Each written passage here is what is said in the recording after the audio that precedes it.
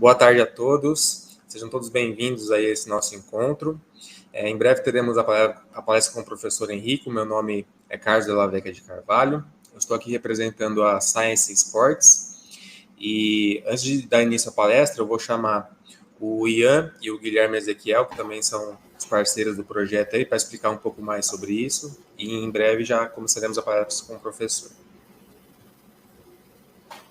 Fala pessoal, boa tarde a todos. Primeiramente aí, agradecer a presença de vocês aí, de estar com a gente, estar prestigiando aí o nosso ciclo de palestra. Juntamente com vocês aí a gente consegue aprender também e espero que pareça de bom agrado aí para vocês. Boa tarde a todos, eu gostaria de agradecer pela presença de vocês na palestra, no nosso ciclo de palestras. Só alguns lembretes. As perguntas serão realizadas ao final da palestra. Caso vocês tenham qualquer pergunta, pode colocar no chat. Se tiver qualquer problema técnico, pode enviar para a gente por e-mail ou pelo Instagram. A gente vai estar online respondendo. E a palestra vai estar disponível até algumas horas após o ocorrido. E caso ainda não tenham, se inscrevam no canal do YouTube e curtam a nossa página do Instagram, que a gente vai estar constantemente colocando mais informações sobre o tema treinamento esportivo e fisiologia do exercício. Obrigado, Ian. Obrigado, Guilherme. Então, agora eu vou chamar o professor Henrico.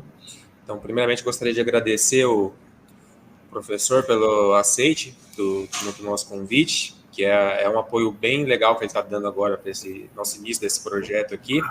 E o professor Henrico, ele é docente aqui da Escola de Educação Física e Esporte de Ribeirão Preto. É um cara que tem um conhecimento muito importante na área de treinamento, conhecimento prático e acadêmico também. Então, ele tem muito a passar pela gente hoje. Então, professor, fica à vontade aí para a palestra. Obrigado mais uma vez por aceitar o convite. Bom, boa tarde a todos. Carlão, Ian, Guilherme, muito obrigado pelo convite. Pessoal do GCFEX, né, que trabalha com vocês aí.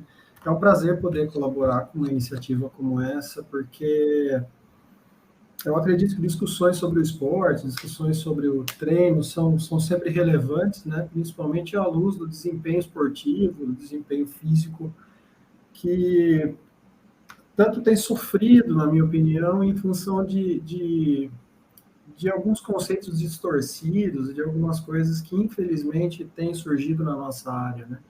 Então, iniciativas como a de vocês são muito legais, são louváveis, eu sou um entusiasta dessas coisas, sempre que eu puder contribuir, eu vou estar à disposição. E vamos lá, gente, eu acho que é por aí que a profissão anda, né? A gente que tem afinidade, tem que se juntar e fazer as coisas acontecer. Carlos, na hora que você quiser projetar, tá aí. Então, hoje a conversa é sobre treinamento de força para atletas em resistência. E eu fiz por opção colocar o nome resistência e não endurance por questões de convicção pessoal mesmo, né? Mas no entendimento de que, apesar da resistência se manifestar de muitas formas, hoje nós vamos conversar sobre a resistência manifestada na sua forma de longa duração, vamos dizer assim, cujo envolvimento aeróbio, e por que não algum envolvimento aeróbio também acabam acontecendo, né? Então, nós vamos falar de atletas de longa duração e treinamento de força. Duas coisas que eu gosto bastante e que eu tenho alguma experiência, então, prática, né, como treinador. Então, a primeira coisa, talvez, a se falar em termos de resistência é, de fato, a sua conceituação, né? Então, eu tenho aqui 4 conceitos de autores do treinamento e que congregam a questão tempo, a questão tolerância ao esforço.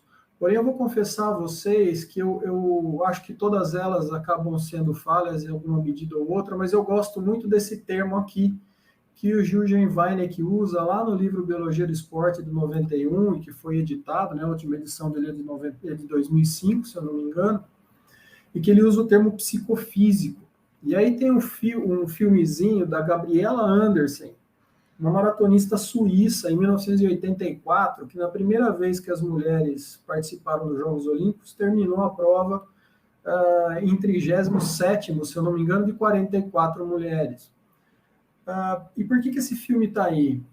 Porque a resistência ela não é só uma característica físico-motora. A Gabriela Andersen mostra para a gente que ela é uma característica de caráter, ela é uma questão de motivação, ela é uma questão de quase que uma crença, né?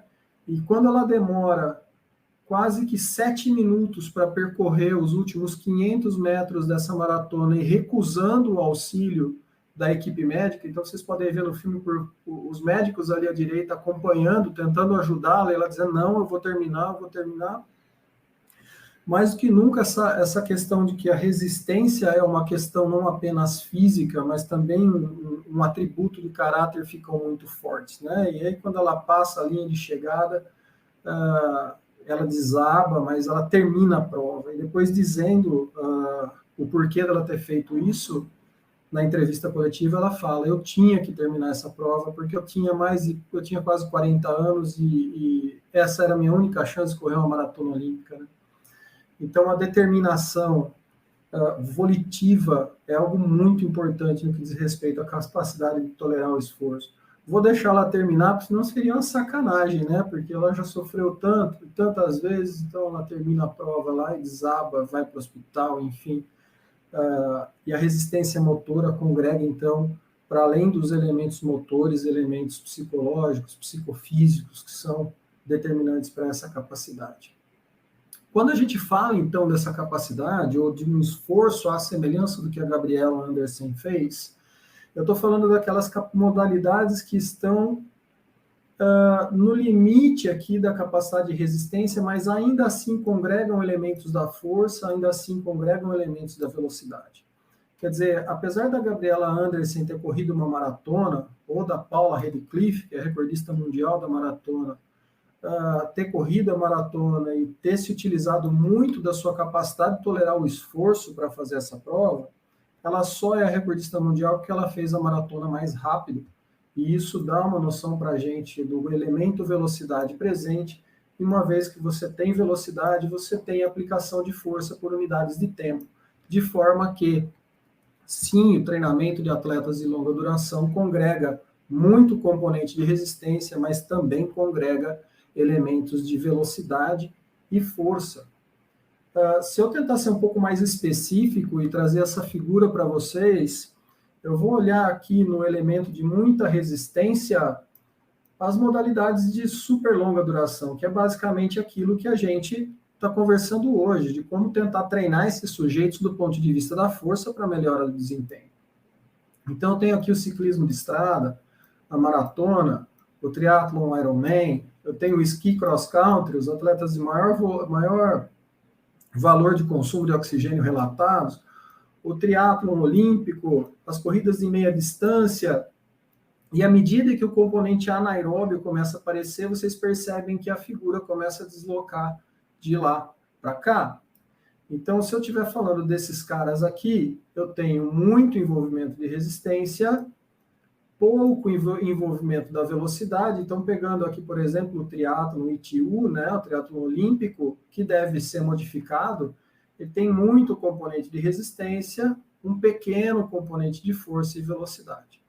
A grande sacada do bom treinador, então, é saber identificar o quanto de cada uma dessas variáveis esse sujeito que faz o triatlon, o ciclismo, a maratona, ou qualquer uma dessas provas de longa duração, o quanto de cada uma dessas capacidades o sujeito precisa para se dar bem na modalidade, e o quanto de cada uma dessas capacidades precisa aparecer na sua rotina de treino. Hoje, especificamente, nós vamos mexer um pouquinho com essa que está em azul aqui, a tal da dona força. Se nós olharmos para o desempenho em provas de longa duração, historicamente, ou por uma visão clássica, vamos dizer assim, tinha-se que o consumo de oxigênio era o cara. Então, desde aqueles primeiros estudos com consumo de oxigênio que surgiram nos laboratórios da Faculdade de Medicina de Harvard, né, lá atrás, os caras falaram, olha, tem um indicador aqui de potência aeróbia, que nos dá o quanto de energia o sujeito é capaz de produzir por unidade de tempo advinda fundamentalmente do oxigênio, e que parece ter uma relação muito boa com o desempenho em provas de longa duração. Então, o raciocínio de bate-pronto era: se você quer ser um atleta de longa duração, você precisa de um alto VO2.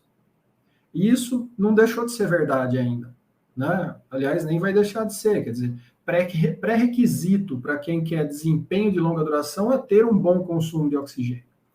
Mas chegou um dado momento em que as pessoas perceberam que atletas com consumo muito similar tinham desempenho diferentes. E descobriu-se, então, o limiar anaeróbio e a intensidade do VO2 em que se corria no limiar anaeróbio, de forma que o desempenho do sujeito em relação ao consumo de oxigênio, naquela intensidade onde a contribuição anaeróbia não era grande, durante muito tempo parecia ser o fator determinante do desempenho. Isso levou ao entendimento de que sujeitos comuns eram diferentes de atletas. Então, se a gente começasse a olhar para as variáveis de cada uma dessas classes de atletas, vocês iam ver, por exemplo, que um atleta de alto nível da maratona tem lá seu limiar ventilatório 1, quer dizer, quando começa a contribuição anaeróbia, mas ainda assim com um organismo com capacidade de tamponamento, ela já vai aparecer numa intensidade bem alta do consumo de oxigênio, algo em torno de 78%. E aqui eu estou falando da corrida, né? Ao passo que um sujeito amador, e aqui eu nem me coloco nessa condição, porque nem isso eu sou, né? Há algo em torno de 65% do VO2 máximo. Se a gente olhar para o outro extremo, vocês já vão ter, por exemplo, uma leitura do quanto isso representa em relação à velocidade de deslocamento, porque um atleta de elite vai ter a sua velocidade de consumo na casa de 20 e poucos quilômetros por hora. E um atleta amador, um sujeito amador, na casa de 13 quilômetros por hora. Quer dizer, mais um pouquinho, o profissional dobra a intensidade do amador. Então, o que é 65% de 13 km por hora? O que é 78% de 23 por hora? Então, você já vê que de saída, na baixa intensidade, o cara já é muito mais eficiente. Na intensidade de limiar anaeróbio, na intensidade de limiar ventilatório 2, eu vou ter um atleta profissional, um cara de elite, correndo a próximo de 90% do consumo máximo de oxigênio, enquanto um sujeito amador vai estar mais próximo dos 80%. E aqui, como eu já falei, as intensidades de consumo muito diferentes para esses dois sujeitos, o que também remete a velocidades mais baixas, e nesse caso intensidades mais baixas também, para as zonas submáximas do consumo de oxigênio por causa da corrida. Uma outra coisa interessante que se viu é que a porcentagem de fibras do tipo 1, ou seja, aquelas fibras vermelhas, aparecem ou são mais aparentes, a quantidade, o volume, a porcentagem de fibras do tipo 1 parece ficar mais aparente à medida em que o tempo de treinamento em anos acontece. E isso, em grande medida, explica o fato de que atletas de modalidades de longa duração serem relativamente mais velhos do que atletas de provas de curta duração. Quer dizer, você vai pegar lá Haile Gebrselassie, Poltergar, Eliud Kipchoge, o Cheptegei, quer dizer, você pega os caras que foram e são os melhores corredores de fundo do mundo hoje, no caso do Poltergar, talvez o mais velho que eu citei aqui, todos eles quebraram o recorde do mundo da maratona com mais do que 30, 35 anos de idade. Quer dizer, eram caras que tinham muito tempo de treino acumulado. Ainda assim, nós tivemos houve uma ruptura desse conhecimento. Quer dizer, chegou um dado momento que, por mais que o sujeito tivesse um bom consumo, por mais que o sujeito tivesse um bom limiar, por mais que o sujeito fosse um atleta de elite, com esses indicadores que eu estou falando, e com essa adaptação de fibras musculares vermelhas muito consolidada pelo tempo de treino, ainda assim haviam atletas que eram diferentes. Ainda assim havia aquele atleta que se sobressaía, e aí vem os quenianos que não me deixam mentir. E aí eu gosto muito desse trabalhinho aqui, do TAN, de 2012, onde ele foi comparar atletas quenianos e atletas europeus de maratona. Ele falou, ó, os caras são os top de linha do mundo. Os quenianos visivelmente são melhores que os caras. Vamos ver se os quenianos são diferentes deles, do ponto de vista fisiológico, do ponto de vista até da aerodinâmica eles foram fazer. Interessantemente, eles foram lá, ó, consumo máximo de oxigênio em litro por minuto. Queniano, média, 3,83, europeu, 3,90. Relativo, 64,9, 63,9. O lactato, 8,63, 9,56. A velocidade máxima em metro por segundo, 5,55, 5,41.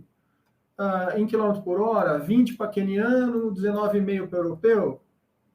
A razão de troca gasosa não se modifica muito.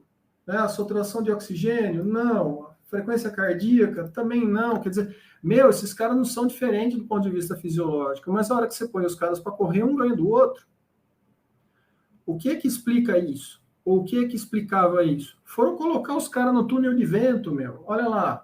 Queniano no túnel de vento, e aqui tem a resistência deles a 12, 14, 16, 18 km por hora, e os caras são absolutamente iguais.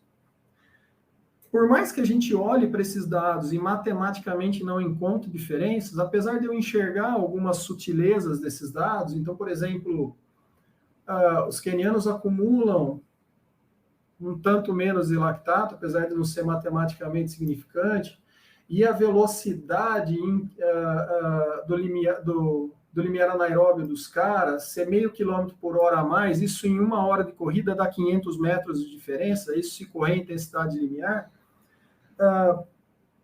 Em tese, para a ciência, esses caras não são diferentes. Então, alguma outra coisa, em tese, seria capaz de explicar esse desempenho discrepante entre dois conjuntos de atletas que, por meio dos indicadores que até então acreditava-se ser capaz de predizer o desempenho, não mostrarem diferenças entre esses caras. Alguma coisa precisava explicar esse fenômeno. Uma coisa muito interessante que aconteceu nesse período, e talvez isso seja um fator importante no que diz respeito à maneira como se treinou corrida durante muito tempo, foi o desempenho desse tiozinho careca que vocês vão ver aqui nesse vídeo, que está aqui em primeiro lugar, um corredor tcheco chamado Emil Zatopek. Quer dizer, lá para meados da década de 50, que é justamente esse filme aí, né? É o 5, em 1952, que o Zatopek ganhou 5 mil, 10 mil e a maratona nos mesmos Jogos Olímpicos. As pessoas foram perguntar para ele, o que é que você fazia, cara? Como é que você treinou? E ele falou assim, olha, eu segui o treino de um alemão chamado Hans Heindel, que lá na década de 30 diz para a gente que o treinamento contínuo é muito interessante para a melhora da capacidade aeróbica. Mas o treinamento intervalado parece ser melhor para acumular mais carga de treino no mesmo intervalo de tempo, e por conta da intensidade ser mais alta, eu consigo mobilizar outras reservas para além da aeróbia, que já é muito bem treinada. Então, o conhecimento estabelecido até então, que para corredor precisava-se apenas correr longas distâncias de maneira contínua, veio a ser refutado na década de 50 por meio do desempenho de um cara que seguiu uma tendência, um treino que foi proposto na década de 30, o Emil Zatopek, e que trouxe, então, a contribuição de que, olha, o treinamento anaeróbio pode ser uma via interessante para o desempenho em provas de longa duração. Acendeu-se a luz, então, da história do limiar anaeróbio, do VO2 máximo, de explorar maiores intensidades do VO2 máximo no treino. Mas ainda assim não se falava em treinamento de força. Então eu diria que a primeira grande quebra em relação aos paradigmas do treinamento de longa duração aconteceram na década de 50 do ponto de vista prático. Do ponto de vista teórico, aconteceram na década de 30, quando Hans Heindel entendeu que acumular mais carga de treino em determinadas intensidades seria interessante para o desempenho nessas provas.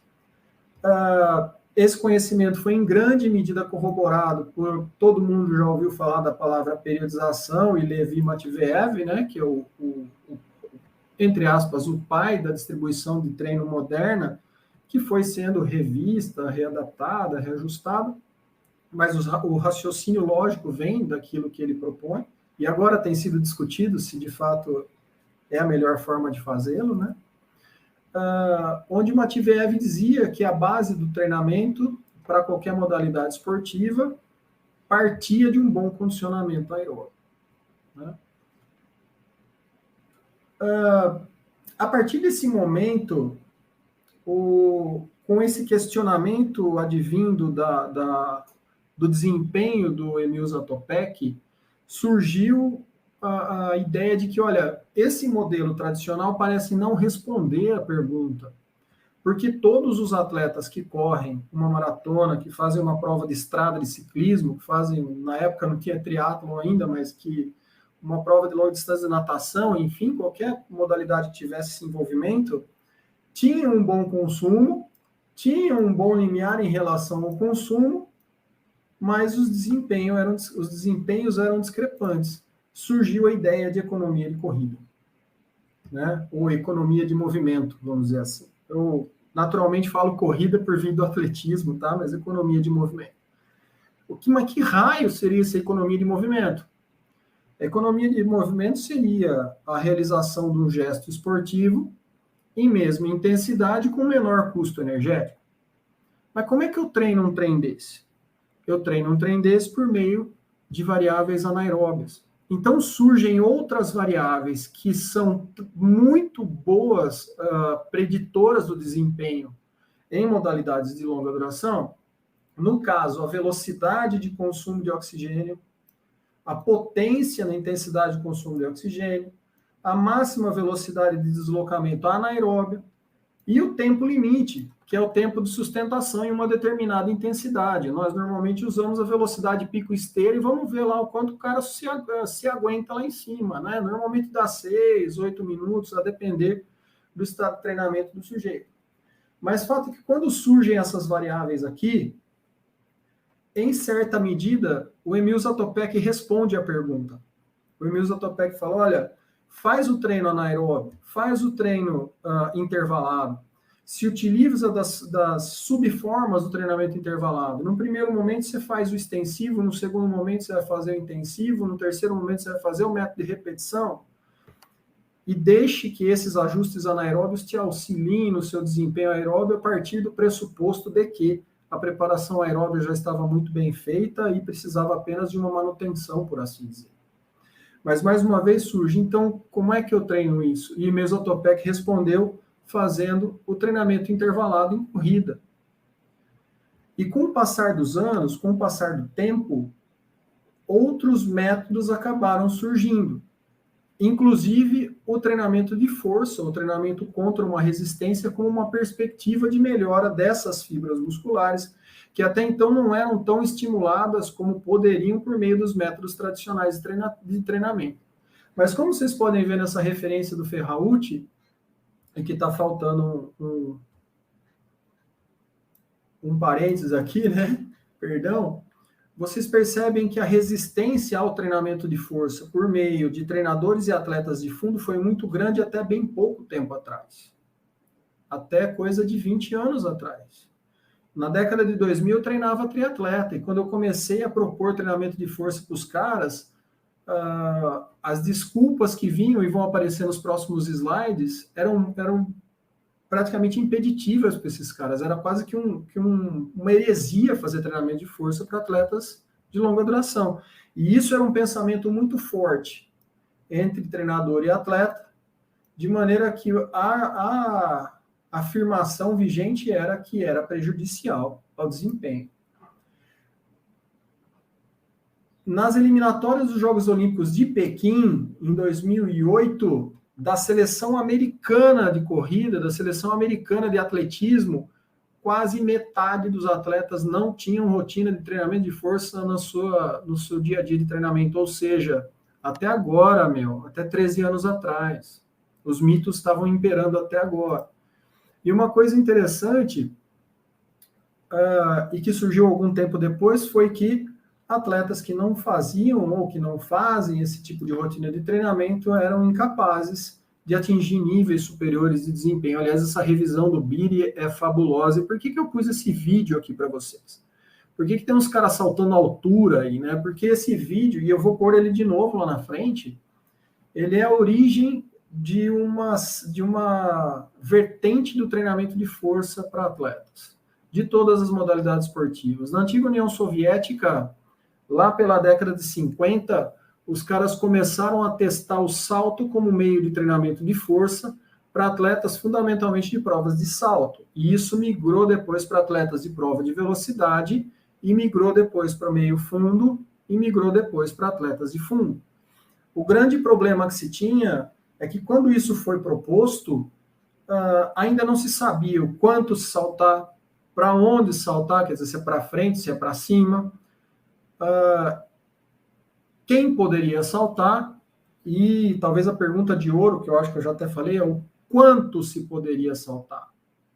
Então, o que acabou acontecendo nesse período foi um grande laboratório prático, onde as pessoas experimentavam diferentes formas de saltar, onde as pessoas experimentavam diferentes quantidades de salto, e por conta disso, muita gente se machucou, né? Corrida em rampa, corrida com pesos acima da cabeça, e por aí vai. E à medida em que isso foi surgindo e experimentado, nós começamos a racionalizar o conhecimento acerca disso, né?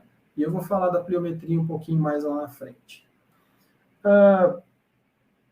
Quando entendeu-se, então, que o treinamento de força era capaz de melhorar o desempenho de alguém, começou a se perguntar, bom, então quais são as vias, né?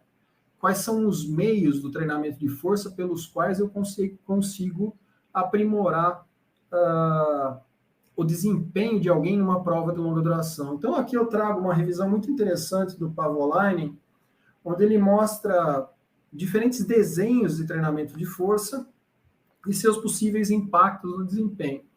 O fato é que, se vocês olharem para esses artigos do Jackson e do Levin, vocês vão encontrar aqui sessões de treinamento voltadas fundamentalmente para a força máxima, ou seja, séries de poucas repetições com uma carga muito elevada e depois uma tentativa de verificar se havia efeito num time trial, né? Aqui no caso dos 2 de 30 quilômetros. E eles encontraram nenhuma alteração. Então, quando a gente olha para Jackson e Levin, você fala, poxa, treinamento da força máxima parece não conversar com o atleta de fundo. Mas à medida que o tempo passou, percebeu-se que outras estratégias de treinamento de força resultavam em efeitos interessantes. Então, esse artigo do Agar, que eu mostro até os resultados dele mais à frente, onde ele pegou ciclistas internacionais, treinou por 16 semanas, numa série progressiva, né? Então, séries de 12, 10, 8, 6 RM, quer dizer, ele prescreveu o treino pela capacidade do sujeito repetir aquela carga por um determinado número de repetições, que é o regime de RMs, né? E ele encontrou uma melhora de 8% num time trial de 45 minutos. Opa, acendeu uma luz aí. A força máxima parece não influenciar atleta de fundo. Mas o trabalho do Agar mostra para a gente que um treinamento numa intensidade ou numa faixa de intensidade mais baixa, com volume de repetições maior, parece influenciar. E esse trabalho foi corroborado pelos trabalhos do Ronstedt e muitos outros. Se vocês pegarem esse artigo, vocês vão ver uma tabela gigantesca de trabalhos, onde mais ou menos o mesmo regime de repetições, quer dizer, séries, algo em torno de 3, 5 séries, 10, 12 repetições, por um intervalo de semanas na casa aí de 10, 12 semanas, resultando em melhora em time trials, né, de 40 minutos, de 185 minutos, enfim, resultando em melhora de desempenho com a adição do treinamento de força à rotina de preparação desses caras. Aí alguém pode falar assim, mas professor, tá fácil responder. porque esses caras já treinavam muito a resistência aeróbica, o sujeito foi lá, incrementou a rotina de treinamento de força, aumentou a carga sumária do treino dele, enquanto que o grupo controle ficou só treinando longa distância e o sujeito melhorou pelo acréscimo de carga. Não, senhor. O mesmo acréscimo de carga que teve com o treino de força foi feito por meio de métodos extensivos nos treinos de longa duração. Então, as cargas de treino, que é quem de fato resulta em adaptação fisiológica, estavam equalizadas. Isso é uma coisa que eu bato muito na aula com os meus alunos. Se nós estivermos aqui falando de adaptação, estou falando de VO2, estou falando de limiar, estou falando de algumas coisas, a carga parece ser um potente indicador.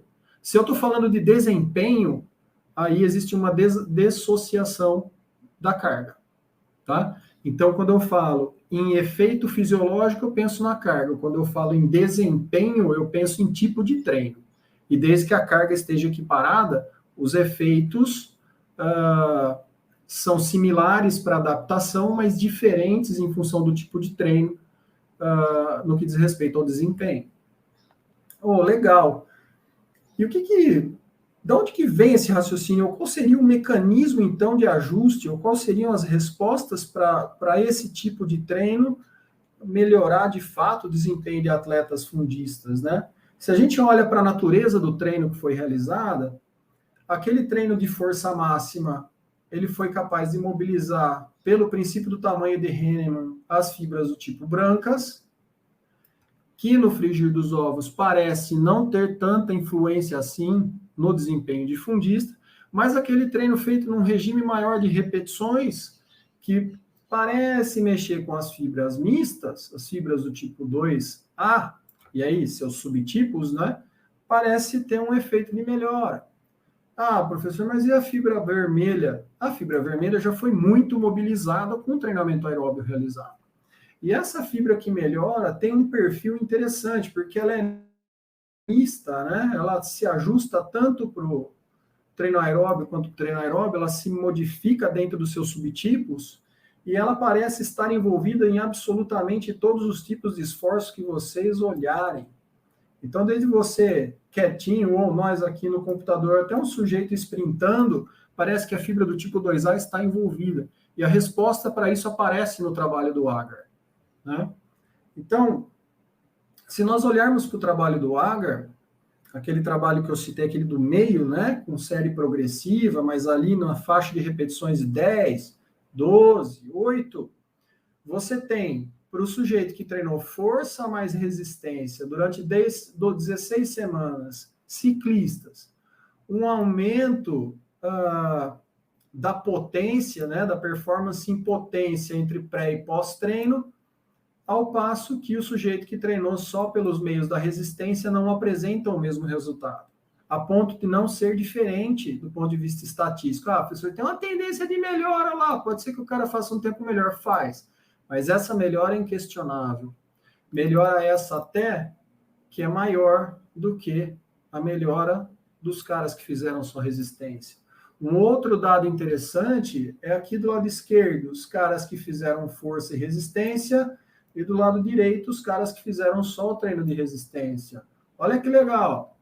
Consumo de oxigênio para intensidade submáximas, né, vamos dizer assim. O sujeito no pós-treino, à medida que o tempo passa, se utiliza menores frações do seu consumo de oxigênio para manter o seu desempenho. Ele também mantém a frequência cardíaca mais baixa e ele também mantém a produção de lactato mais baixa. São indicadores interessantes para o desempenho aeróbio, né? Para o desempenho em provas de longa duração. Então, por meio do treinamento de força, com cargas intermediárias, eu apresentei melhoras em indicadores importantes para o desempenho, ao passo que o sujeito que treinou só pela resistência não melhorou nenhum desses indicadores de maneira importante. Ainda assim, a gente tem um outro dado interessante, que é a potência do sujeito num time trial, quer dizer, eles fizeram um time trial depois de um esforço. Então, eles puseram esses caras para pedalar uma determinada intensidade de maneira contínua durante um determinado tempo, 185 minutos, E aí eles falaram, agora é 5 minutos rachando lenha, né? E pegaram a potência gerada nesses últimos 5 minutos. E como vocês podem ver, em condição de fadiga, o atleta que treinou força e potência tem mais capacidade de gerar potência do que um sujeito que só treinou resistência, cuja potência decaiu. Esse resultado vai de encontro a um trabalho de um colega nosso, o professor Rômulo Bertuzzi, lá da USP São Paulo, que mostrou por A mais B que atletas corredores que fazem treinamento sistemático de força são mais velozes no último terço da prova. No começo da prova, os caras são iguais, mas na hora que o calo começa a doer, o treinamento de força faz a sua diferença. Ou seja, no final da prova, porque a fadiga aparece para aquelas fibras que já estão trabalhando a prova inteira e aquelas que foram treinadas por meio do treino de força entram em ação. Ou aquelas que foram economizadas por meio do treino de força entram em ação, né? Por meio do recrutamento seletivo. E esse dado é maravilhoso, né? Porque ele pegou lá os caras do grupo que treinou força e resistência, e aí ele pegou a composição muscular desses caras no pré-treino e a composição muscular desses caras no pós-treino. E ele descobriu um aumento de quem? De fibra do tipo 2A. Fibra do tipo mista. Fibra vermelha permanece igual, fibra do tipo 2X, a mais rápida, com maior dificuldade de mobilização, e descobriu que as fibras do tipo 2A se diferenciaram mais, ou seja, parece que essa fibra intermediária que responde àquela faixa intermediária de repetições é o diferencial com o sujeito que quer desempenho de longa duração. Mas vamos andando.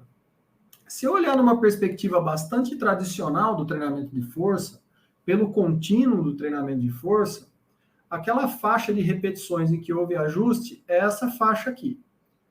6 até umas 14 repetições. Que se vocês olharem para os livros de musculação, de treinamento clássico, vão mostrar para você que o melhor efeito para essa faixa de repetições é hipertrófico. Mas eu estou mostrando para vocês por A mais B que o efeito bom foi o da resistência.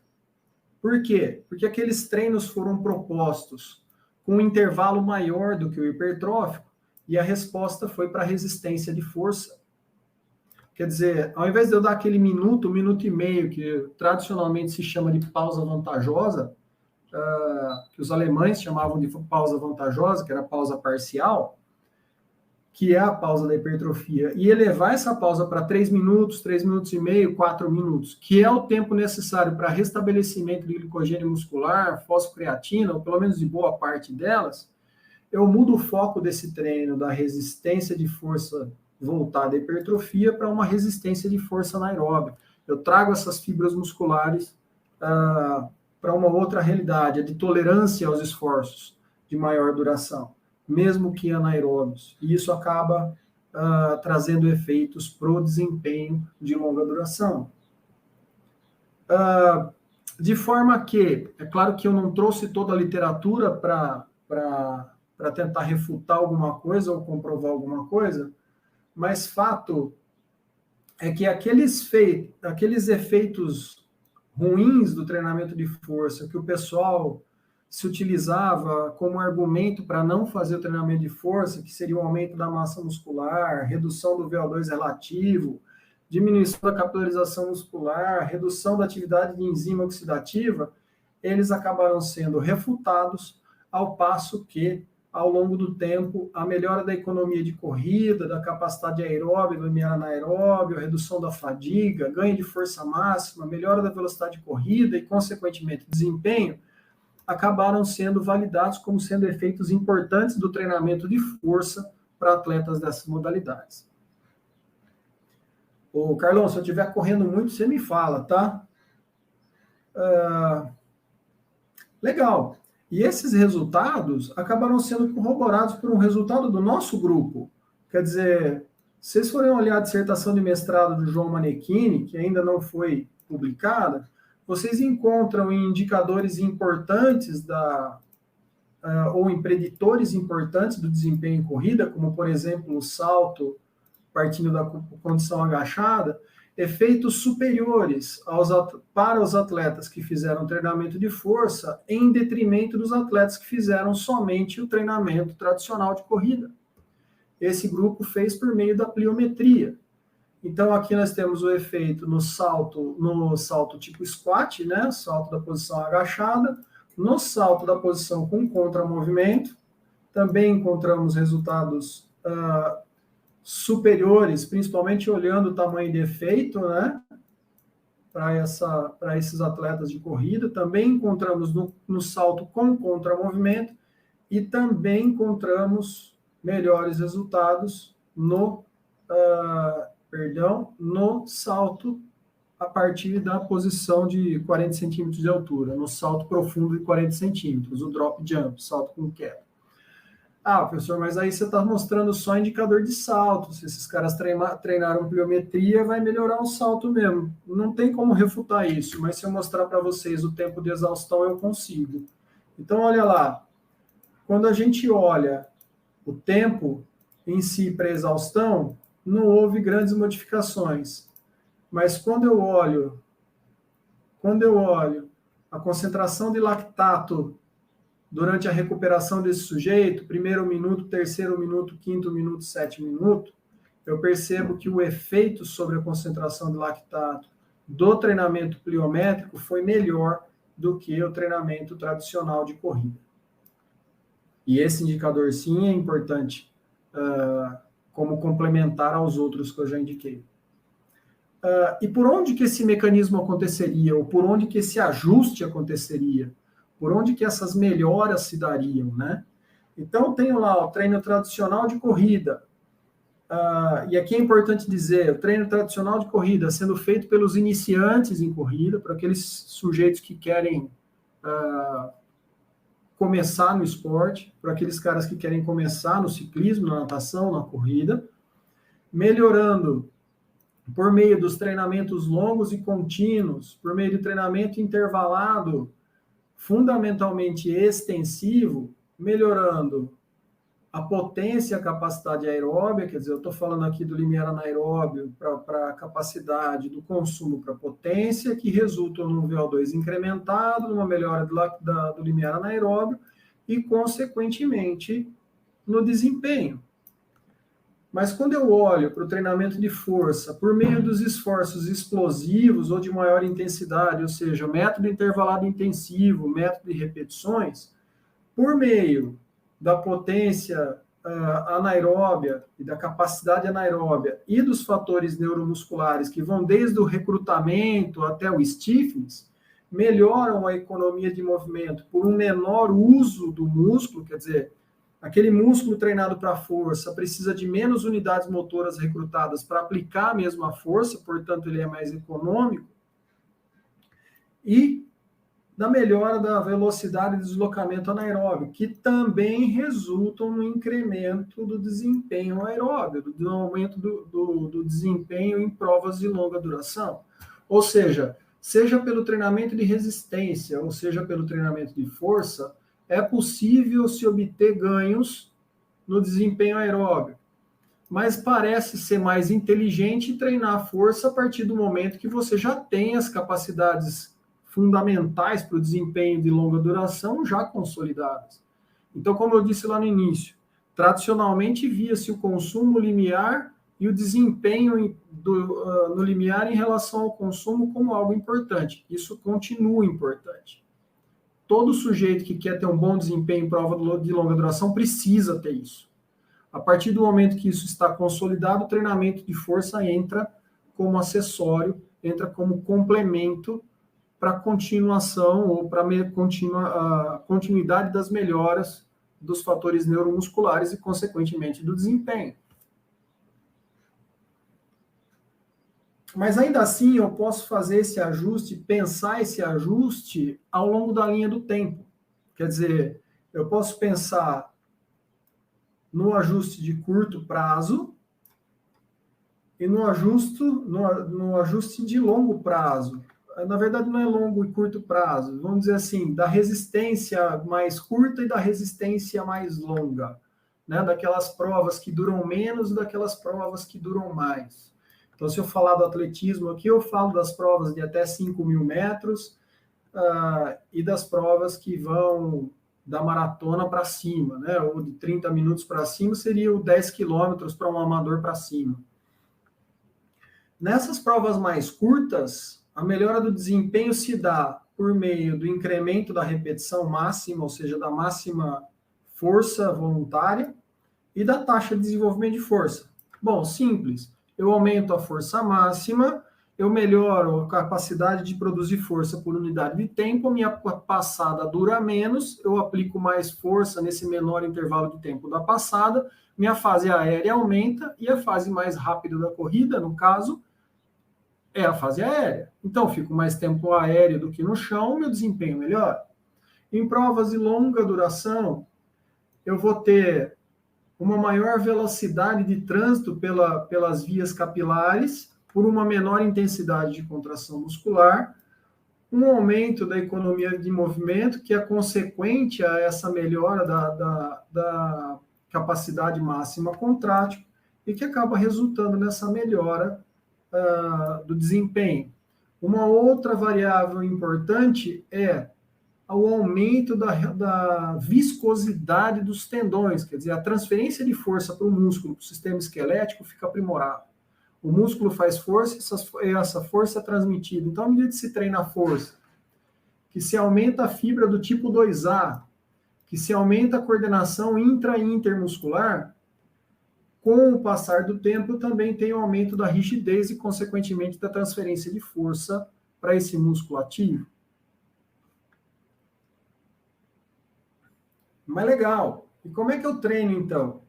Numa perspectiva tradicional, e dentro daquilo que eu mostrei para vocês, quer dizer, se for lá no trabalho do Agar, que foi bastante tradicional em relação à prescrição do treino da força, ele fala para vocês assim, olha, método concêntrico e excêntrico, amigão. Determina a repetição máxima desse sujeito, propõe um intervalo de repetições, aí, um volume de repetições na casa de 30 a 40 segundos, que vai dar algo em torno de 10, 12 repetições, e soca treino no sujeito. Ah, mas eu não quero fazer teste de repetição. Tá bom, você vai aqui na tabelinha, ó, e com 75% normalmente se faz algo em torno de 10 repetições, com algo em torno de 65 repetições se faz 12 repetições, e aí você tem um norte para treinar. E você consegue prescrever esse treino pela quantidade de repetições que o sujeito faz com uma determinada carga. É claro que a conversa treinador-atleta precisa ser muito boa, né? O cara não te enganar, ele precisa terminar essa série sem ser capaz de levantar esse peso uma única vez. E muito provavelmente para a próxima série você vai ter que reajustar essa carga, você vai ter que diminuir essa carga para que o sujeito consiga manter o regime de repetições. Ah, professor, mas não gostei dessa tabela. Tá bom, usa a equação do Brizic. Você pega a equação do Brizic, você joga lá repetições que ele fez. Então, sei lá, você pôs um peso aleatório lá e o sujeito repetiu. O ideal é que fique entre 6 e 8 repetições. E aí você tem condições de estimar a porcentagem de RM com que esse cara trabalhou.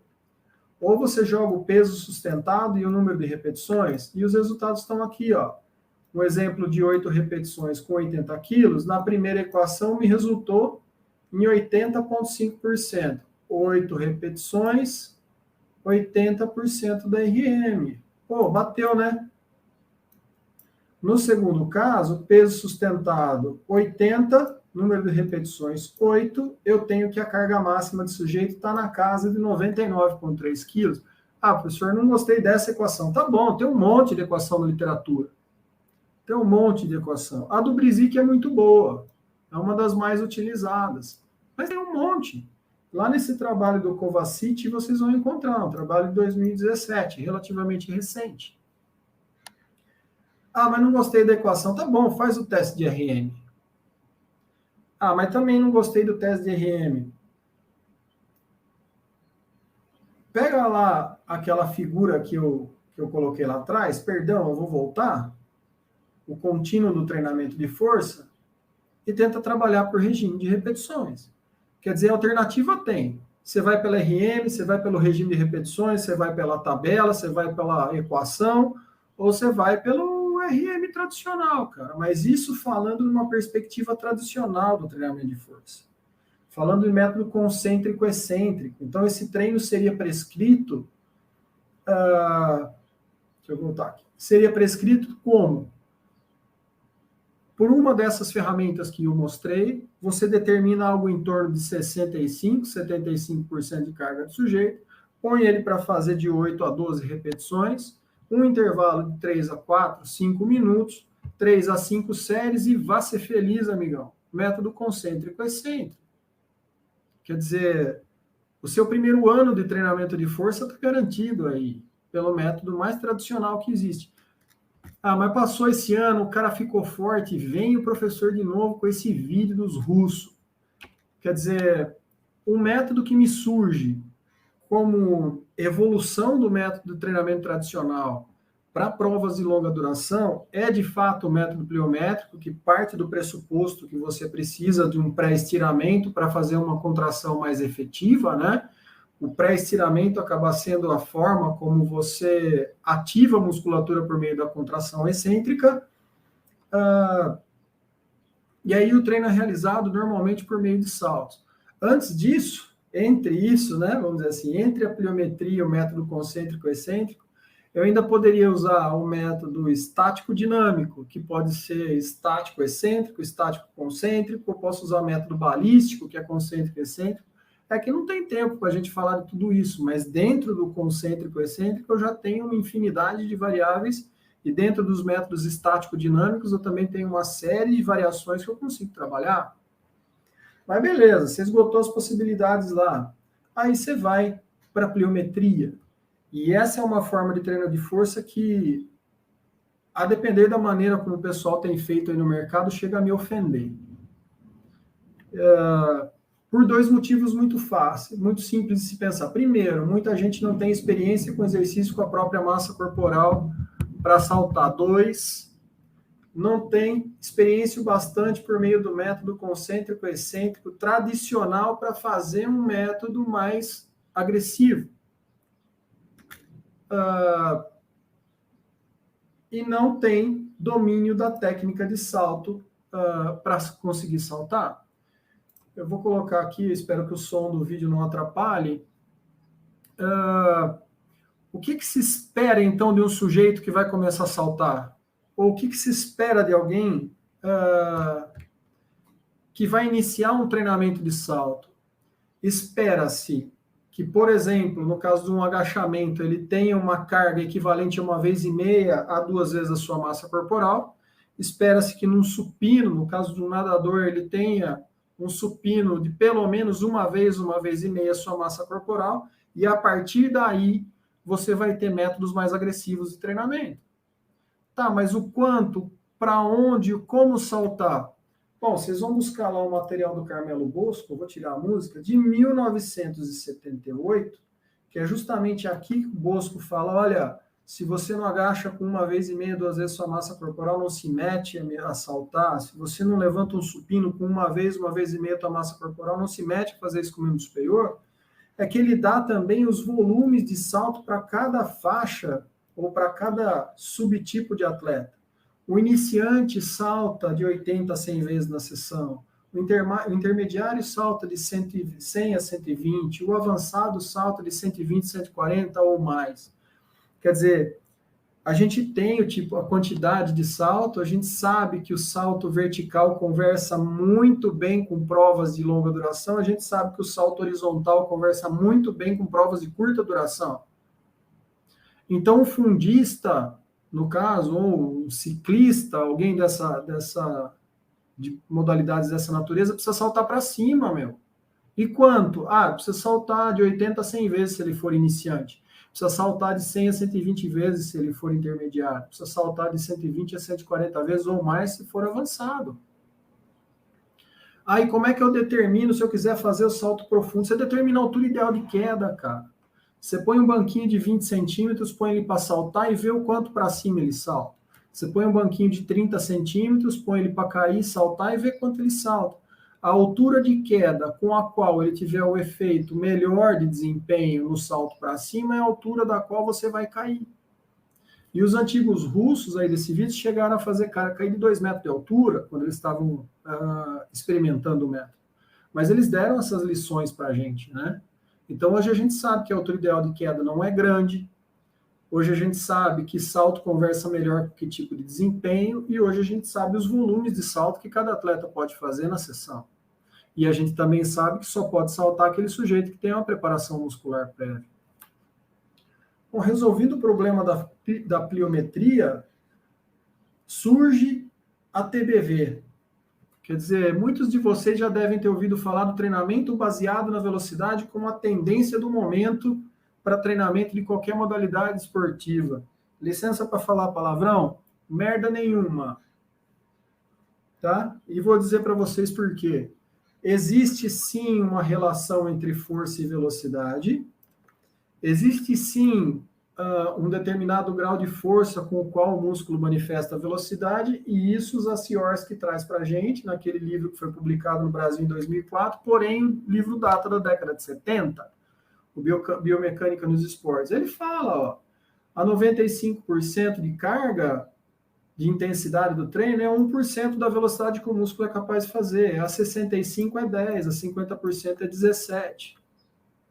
Então já se conhecia essa relação. Então, quando o sujeito vem tentar empurrar para vocês que a relação força-velocidade é algo que foi descobrido anteontem por alguém, você vai refutar isso com dados da realidade. Essa relação já é conhecida durante muito tempo. Qual que é o grande problema da TBV? Ou quais são os grandes problemas da TBV? Para conseguir fazer a prescrição do treino e encontrar as intensidades, você precisa de pelo menos 3 pontos. Você precisa de um ponto onde a barra é movida abaixo de 1 metro por segundo, ou a menor velocidade do que 1 metro por segundo, uma carga muito alta.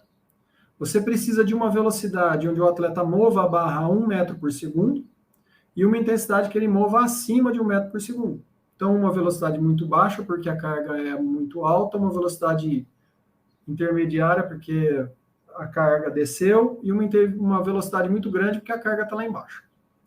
Dado da realidade, já avaliamos no nosso laboratório aqui atleta de vôlei, judô, futebol, corrida, enfim, uma série de outras modalidades. Sabe com quanto que um goleiro movimenta a barra 1 metro por segundo? Com algo em torno de 60% da massa corporal. Sabe com quanto que um atacante move a barra 1 metro por segundo? Algo em torno de 35, 40. Sabe quanto que um judoca fez há 3 semanas atrás, 2, 3 semanas atrás? 74% da massa corporal. Desenhar a curva força-velocidade para esses caras é um pesadelo. Além disso, por mais que você utilize lá, e aqui eu não ganho dinheiro para isso, tá? Usa o Barsense lá, aquele aplicativozinho que permite você filmar o cara e determinar a velocidade de deslocamento da barra. Ótimo, fantástico, um aplicativo gratuito, disponível na App Store, desde que você grave o cara da mesma distância e altura, está resolvido os problemas. Beleza, você arruma lá o Barsense e faz essas medidas. A TBV se limita à carga com a qual o sujeito consegue mover a barra. Só que um atleta de alto nível precisa de desenvolvimento de força que envolve força isométrica e força excêntrica. E a TBV não chega nessa intensidade. Então, você vai trabalhar nas intensidades mais altas do treinamento de força, a TBV não dá conta do recado. Tá? A TBV dá muito conta do recado nas intensidades mais baixas, no desenvolvimento da potência, no desenvolvimento da resistência de força. No desenvolvimento da força máxima, a TBV não dá conta do recado. Principalmente quando se fala em atletas de alto nível. Tá? Problema nenhum com quem quer trabalhar com ela. Só toma cuidado com isso. Eu mesmo trabalho com a TBV para determinadas intensidades. Para outras, nem pensar. Legal. Fiquei craque na TBV e agora eu cheguei num ponto que o meu atleta não evolui mais, está difícil, eu já fiz método concêntrico excêntrico, eu já fiz pliometria, eu já fiz TBV, e o que eu faço agora? Né? Quer dizer, eu vou precisar de incrementos de força muito grandes para ter respostas de desempenho muito pequenas. E às vezes eu nem vou ter resposta de desempenho. o que tem surgido no horizonte? Wearable Resistance. O que é isso? Então, aqui também não ganho dinheiro para isso, mas a empresa pioneira foi a tal da Lila. É uma roupa de compressão, uma roupa de neoprene, em que você coloca essas cargas, né, esses pesos, e que varia muito em função da modalidade, varia muito em função do local de colocação, e de forma que a Wearable Resistance ainda está sob júdice, vamos dizer assim. A ciência precisa investigar mais a Wearable Resistance. Eu sou particularmente um interessado nesse tema. Ainda não se sabe, por exemplo, como nesse artigo do Couture, de 2018, quanto colocar e nem onde colocar. Então, nesse caso, ele avaliou pessoas que usaram só a roupa, que pesa algo em torno de 700 gramas, sem nada, a carga colocada só na parte de cima do corpo, a carga colocada só na parte de baixo do corpo, na frente e atrás, né?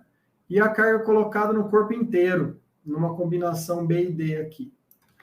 E com diferentes variações, 1% da massa corporal, 2%, 3%, 5%, 10%, e até agora os efeitos da Wearable Resistance foram investigados muito em variável biomecânica. Comprimento de passada e muito na corrida, tá? Comprimento de passada, tempo de duração da passada, frequência de passada, força na quebra, né? Quer dizer, a hora que o cara bota o calcanhar no chão, a força que ele imprime ali naquele gesto, forças verticais, oscilação de centro de gravidade e tudo isso. Nada foi visto para consumo de oxigênio, nada foi visto para limiar anaeróbio, nada foi visto para ativação muscular, nada foi visto em relação à força. Então tem muita coisa para a gente investigar ainda. Esse estudo, por exemplo, viu todo esse screening biomecânico, que não é o objetivo dessa palestra, e que já está chegando ao fim, por sinal, né? Já estou aqui há mais de 1 hora falando. Mas fato é que a Wearable Resistance tem se mostrado uma tecnologia interessante, na minha opinião, promissora, mas ainda cercada de muitas interrogações. Tá? Gente, caminhando para o final, me disseram que eu podia falar até 1 hora. Eu vou agradecer aqui aos meninos que escutam as coisas que a gente fala no dia a dia, né? Esse é o nosso grupo lá do laboratório. Muitos desses já se formaram, alguns deles estão por aqui, outros deles estão para outro lugar, mas fato é que são parte de um grupo muito, muito legal do ponto de vista da interação, são pessoas ótimas, têm escutado as abobrinhas que a gente fala, têm me ajudado a conseguir manejar os recursos que a gente obtém por meio de projetos de pesquisa, e os trabalhos têm saído. Né? Nem sempre sai na velocidade do jeito que a gente quer, mas eles têm saído. Então, mais uma vez, deixa eu voltar aqui. Carlão, Guilherme, Ian, pessoal do GCFEX, pessoal aí dessa iniciativa interessante desse ciclo de palestras, o meu muito obrigado. Eu sempre vou estar à disposição de vocês para coisas desse tipo. Valeu, gente. E estamos aí abertos para bater papo com quem quiser.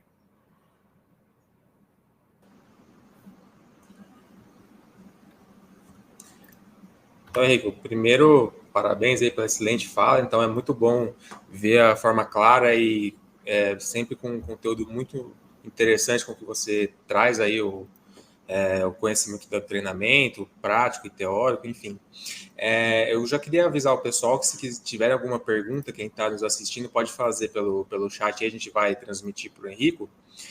Enquanto o pessoal pensa e pergunta lá, eu tenho uma primeira questão aqui que eu queria fazer, que é o seguinte, você falou em alguns momentos aí sobre a diferença de você treinar um atleta e treinar alguém que é só fisicamente ativo ou até está começando a se exercitar. E a gente sabe que tem diferenças. E aqui, pensando no treinamento de força, quais seriam assim, os cuidados que a gente tem que ter pensando em alguém que não é tão treinado e que não tem tanto lastro assim, de treinamento na hora da gente for prescrever o treino? Boa, Carlão. Obrigado pela pergunta. De fato, quando a gente olha para as diretrizes de prescrição de treino, nós estamos lidando com, digamos, as mesmas leis para qualquer público, vamos dizer assim. Então, as leis que regem o treino de alguém treinado e destreinado são as mesmas. O que acaba diferenciando é que justamente dentro dessas leis existem formas de você modular esse estímulo para diferentes sujeitos.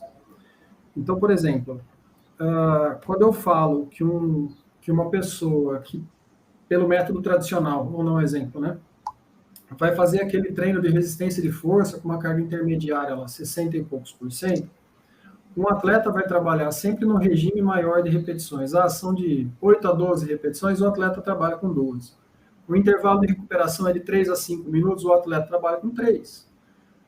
Quantas sessões de treinamento são suficientes para estimular um atleta? Normalmente você precisa de mais sessões, então o atleta normalmente vai ter algo em torno de 3 sessões como essa na semana, ao passo que o sujeito destreinado vai ter 2.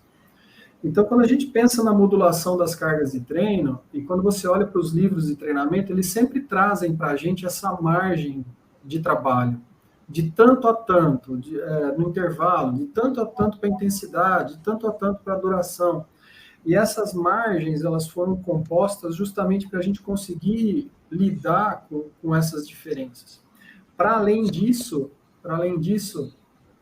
eu gosto muito de alguns atletas, de alguns autores. Um deles eu sou fã de carteirinha, que é o Stephen Seiler, né? Lá da Noruega, né?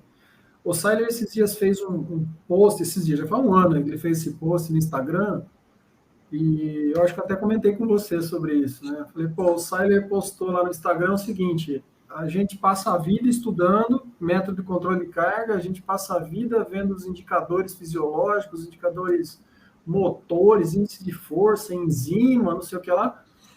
E ele fala o seguinte: olha, apesar de toda essa precisão de medida, apesar de todas essas informações que a gente pode obter por meio do avanço da ciência, eu ainda não conheci um melhor mecanismo de controle de carga que seja do que o treinador e o atleta, um pergunta para o outro: e aí, como é que você está se sentindo, né?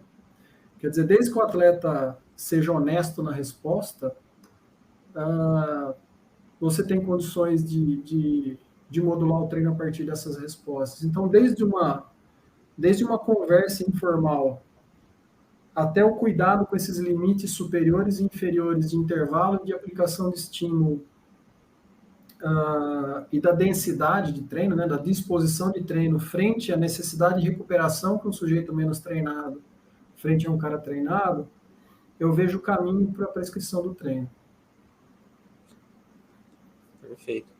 Bom, você comentou aí sobre o Stephen Seiler. Eu me lembro de uma palestra que eu assisti dele há uns 2 anos. Ele disse exatamente isso, que o treinador mesmo é o responsável pelo desempenho do atleta. A gente está aqui ajudando e a gente tem que ter a clareza que a gente vai dar uma pequena ajuda, mas que no final das contas é o treinador que vai fazer o atleta desempenhar melhor. Enfim. Bom, queria destacar aqui a presença do professor Marcelo Papotti, aqui assistindo a nossa live.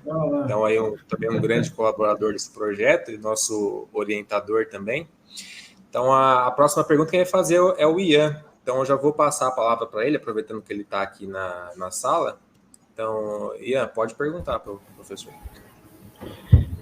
Oi, Henrico. Oi, galera, tudo bem? Adorei a palestra, Henrico, achei muito legal. Realmente adorei. E eu tenho uma dúvida na veste com pesos ali, né? Você falou que ainda tem poucos estudos, mas você sabe dos coletes de peso do CrossFit, se já tem alguns estudos com ele, se dá uma melhora na resistência, nas variáveis fisiológicas, que seria algo semelhante, né? Eu acredito que é pouco mais pesado, né? Seria algo semelhante, mas a Wearable Resistance, ela tem uma característica interessante, que é você adicionar peso no segmento, né? O colete do CrossFit, ele é mais centralizado. Existem trabalhos com colete do CrossFit, principalmente nos componentes de LPO do CrossFit, de levantamento de peso, né? Tem dado resultado interessante quando você tira peso da barra e coloca no sujeito, né? Então, ao invés do cara ter que mover a barra nos 3 impulsos do levantamento olímpico, ele move o seu corpo nos 3 levantamentos, né? A Wearable Resistance já foi investigada nessa perspectiva também, inclusive pelo grupo lá da Nova Zelândia, que mais tem trabalhado com ela, né? Eles tiraram o peso da barra e colocaram no sujeito. Mas diferente do colete do CrossFit, ao invés de colocar centralizado, eles colocaram nos membros superior e inferior. E também teve um resultado interessante, né? Mas, como eu disse, ainda tem muito pouca coisa na Wearable Resistance, porque, por exemplo, eu tentei testar com ciclista, né? E, cara, com ciclista foi mal, assim. O ciclismo, muito provavelmente pelo componente inercial, quando o atleta atingia a velocidade grande, ficava uma maravilha, né? Mas quando pegava uma subida, uma quebra de velocidade, ficava um sofrimento, né? Então, talvez o peso no ciclismo não seja no atleta, talvez seja na bicicleta. Na corrida, a gente ainda está tentando entender se esse peso vai abaixo do joelho, se esse peso vai acima do joelho, em que altura da coxa ele vai, se ele vai no membro superior, porque a ideia da Wearable Resistance é que ela não atrapalhe o gesto, que ela adicione carga sem atrapalhar o gesto. Por isso que as cargas são relativamente pequenas, né? São cargas normalmente de 2 a 10% da massa corporal. Até 5% da massa corporal se for nos segmentos. Se for centralizado, eu já vi cargas de até 15%. Né? Mas ainda tem uma... como eu disse está sob júdice. Nós precisamos investigar ainda. Então, eu lembro da aula do Papote no concurso titular, aquela mãozinha tudo colorida, estado da arte. Ela está assim, tem muita coisa a ser respondida ainda. Legal.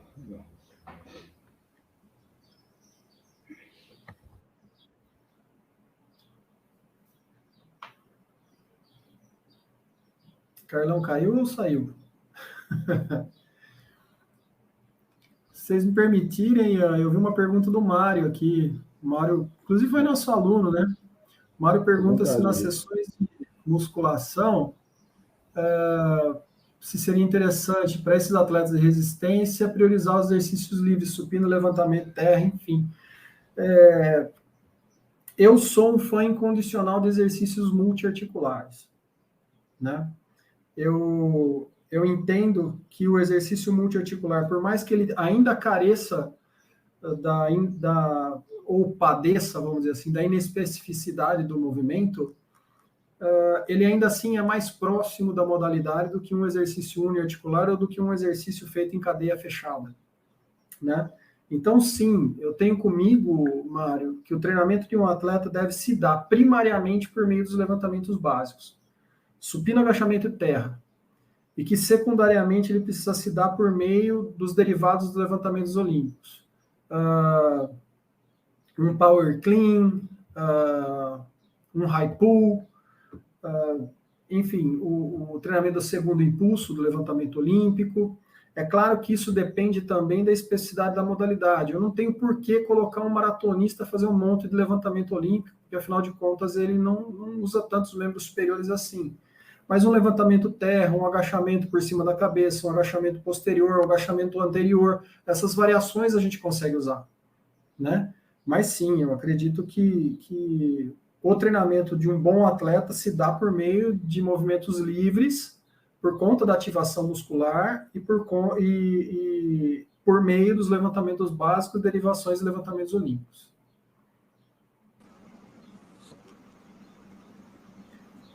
O Papote aqui, posso ler do Papote, que ele fala qual seria o próximo paradigma a ser quebrado nessa direção, né? Eu acho que nesse momento, talvez a minha capacidade intelectual também não seja grande o bastante para identificar esse ponto, mas pelo referencial teórico que eu tenho hoje, pelos trabalhos que eu tenho visto, eu vejo com uma boa perspectiva a Wearable Resistance, né? Eu acho que os métodos tradicionais, como o Papote coloca, o método de força e potência, eles são a base formativa do atleta.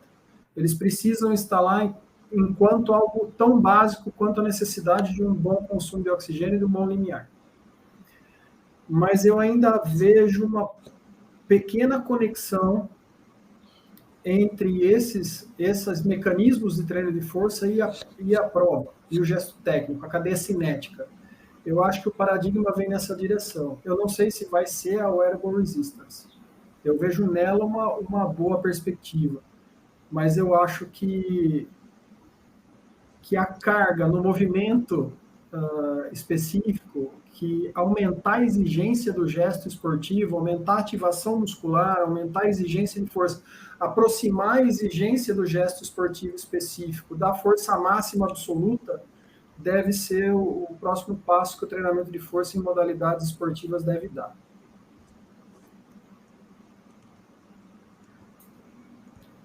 Tem uma do De Paula aqui, posso responder? Exatamente. Ele pergunta sobre relação entre progressão de exercício na pliometria.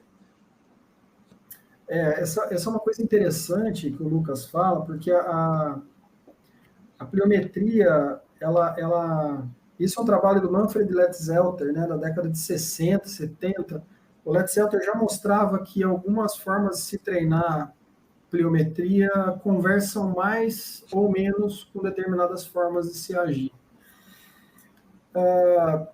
Eu tenho convicção de que a primeira forma que alguém precisa saltar é para frente, porque conversa muito bem com acelerar.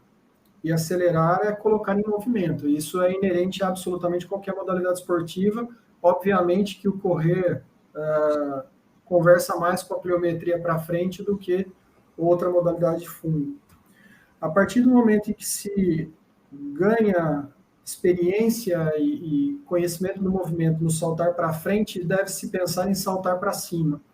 A partir do momento que se pensa que saltar para cima ficou proficiente e eficiente o bastante, deve-se começar a pensar em saltar com carga adicional. E o próximo passo seria saltar em profundidade.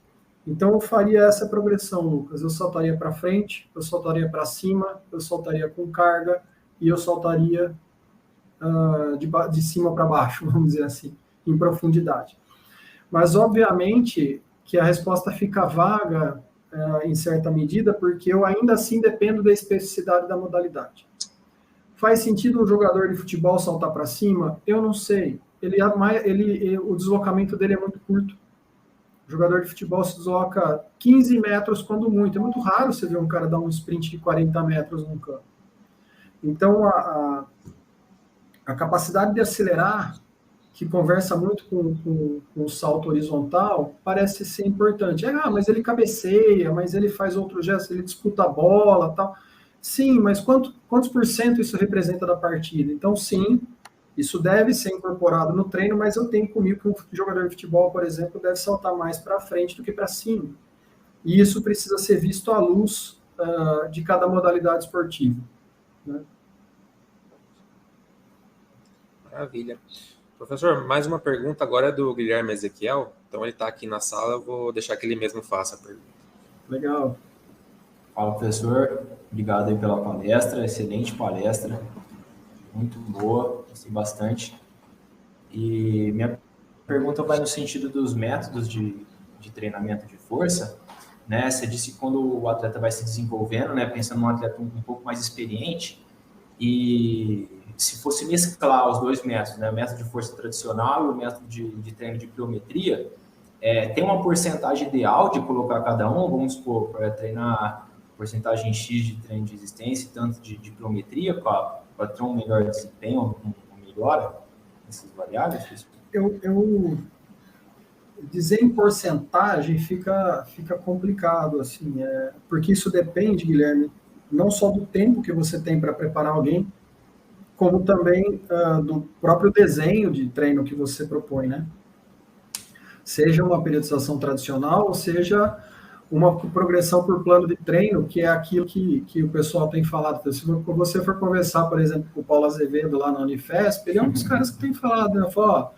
A gente progride o treino pelo programa, né? Pela resposta do atleta. Na minha opinião, isso acaba sendo uma forma de periodização, mas o pessoal tem preferido chamar isso de modelo não periodizado, né? Se você tem pouco tempo para treinar alguém, e esse sujeito é bem treinado, você vai direto para a pliometria, porque ela conversa mais com a modalidade, né?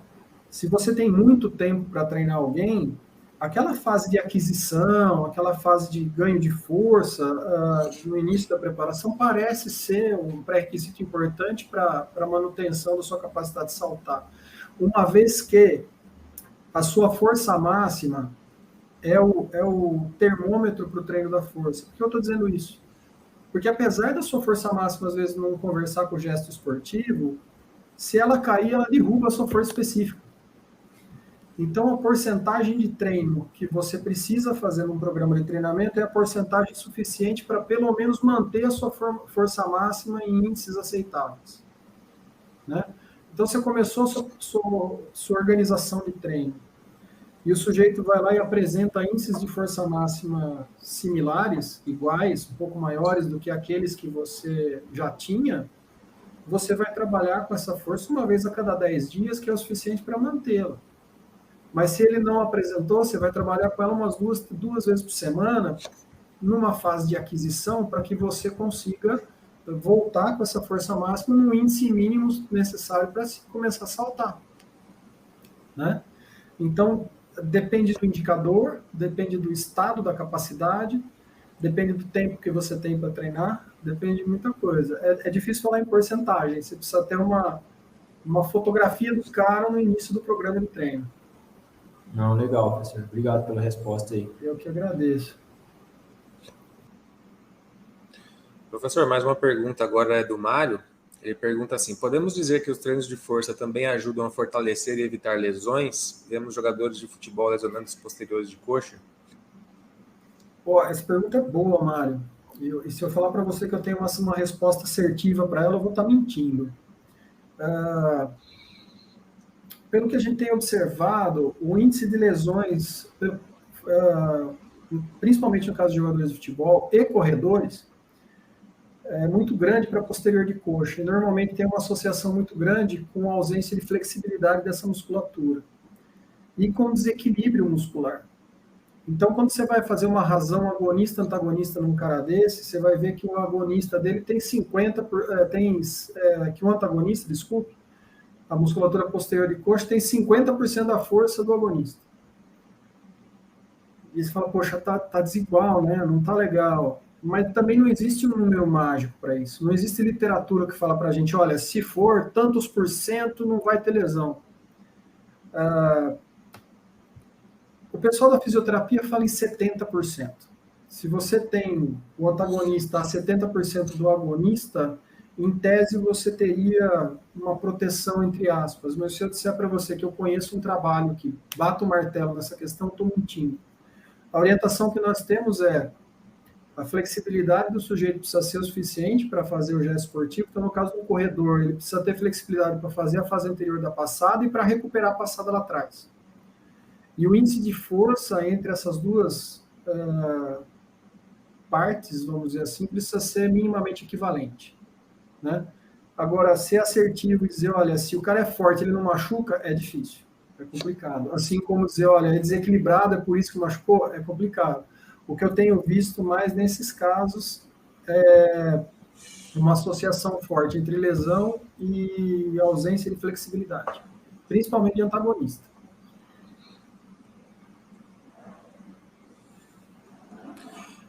Professor, até o momento não temos mais perguntas, eu só vou aproveitar para fazer mais uma enquanto isso.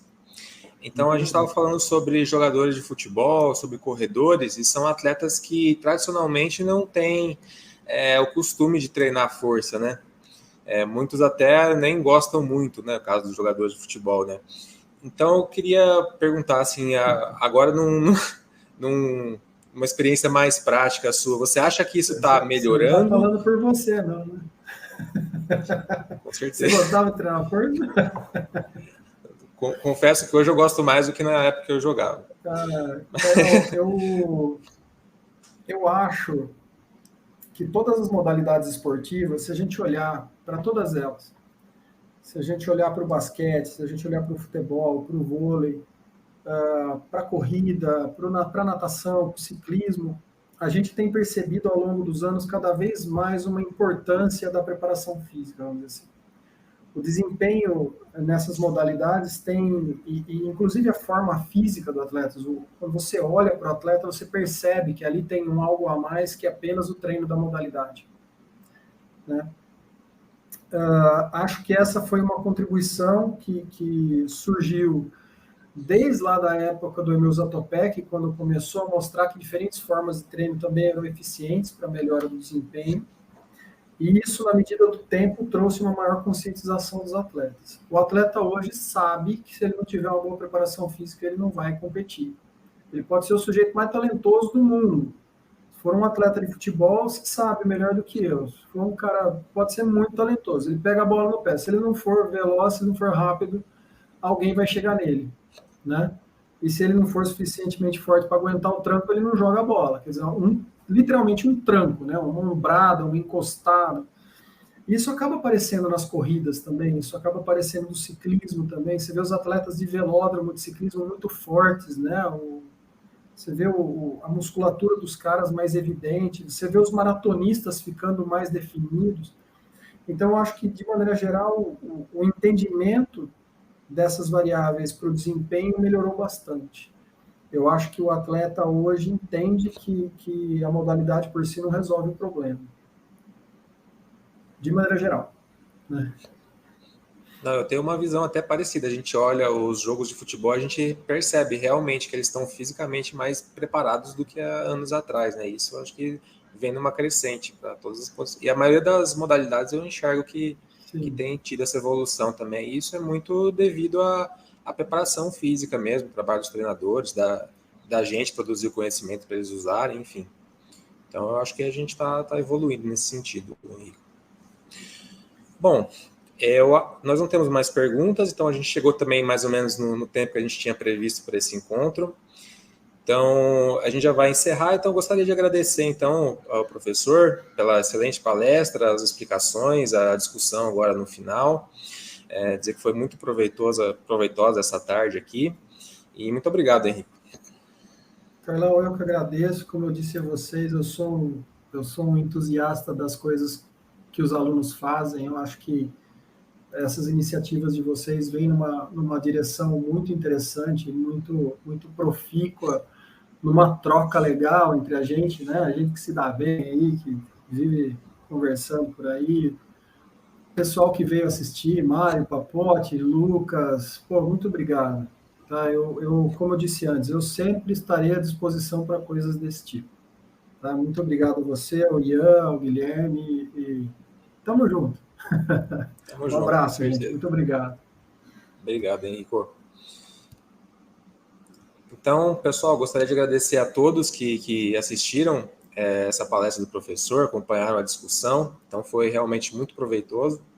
Nesse ciclo de palestras, a gente ainda vai ter mais 2 palestras, uma do professor Hugo e a última do professor Tiago. Então, nós contamos com a presença de todos. E aqui, gostaria de lembrá-los também de seguirem a gente nas nossas redes, no Instagram, no YouTube, no Facebook, para não perderem conteúdos como esse que têm sido muito bons e muito proveitosos. Então, boa tarde a todos e nos vemos daqui a algumas semanas com a palestra do professor Hugo. Muito obrigado.